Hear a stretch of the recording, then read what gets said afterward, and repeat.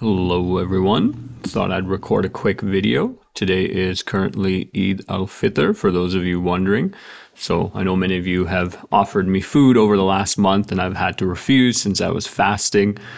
So today is Eid and many of you kind of wonder, well, what are the celebrations in Islam? So one of the two, which I'll talk about today, is Eid Al-Fitr, which is the celebration or the holiday of breaking the fast, and it happens at the end of the month of Ramadan, where Muslims fast from sun up to sunrise, and they do not eat any food or drink any water during the day and are told to pray extra as much as they can and read from the Quran as well.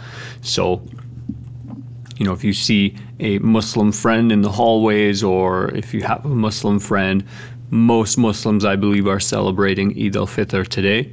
And if you're wondering why some Muslims might not be, well, because it all relates to the sighting of the moon, because Islam functions on a lunar calendar. And so from my understanding, they are looking for, last night they would have been looking for a crescent moon.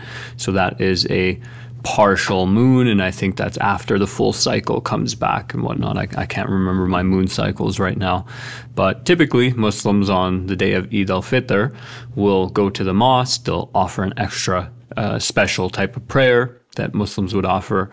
There's probably a sermon, and then many people have different traditions. So my family's tradition is typically we go to where my grandparents are buried and we visit their graves. We typically have lunch at someone's house and then maybe dinner at the same house or dinner at a different relative's house. But a lot of families get together and have a meal together because, again, you're celebrating this month of fasting that you have just completed, which, if it's in the summer months, because the month of Ramadan shifts depending on the moon cycles. If it's in the summer months in Canada, that can be very long, can be very difficult to go 12, 14, 16, almost 16 hours with no food, no water in the hot sun. So Eid al-Fitr is a celebration where Muslims gather, they pray, and they have a big feast. So today, I'm going to be at school. I didn't choose to go to the mosque, but typically, if it fell on a Saturday or Sunday, or if I, let's say, wanted to go, I would take a day off from work, go offer the prayer, meet some people, hug some people at the mosque, and then go to either my parents' place or a relative's place, whoever is hosting, and have a big feast and hang out with the family. And some Muslims will celebrate between 1 to 3 days. It kind of just depends on the culture and the family as well, I suppose. My family tradition, we just celebrate on one day. Additionally, on the day of Eid, it is actually forbidden to hold a fast. And I don't know if this is true, but my mom used to say this.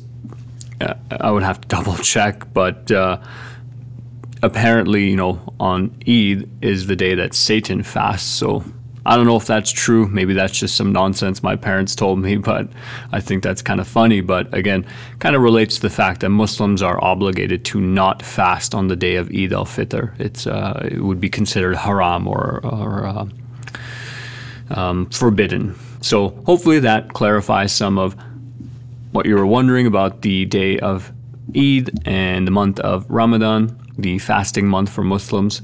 Anyways, Eid Mubarak to all of my Muslim followers. Have a wonderful day. See you soon.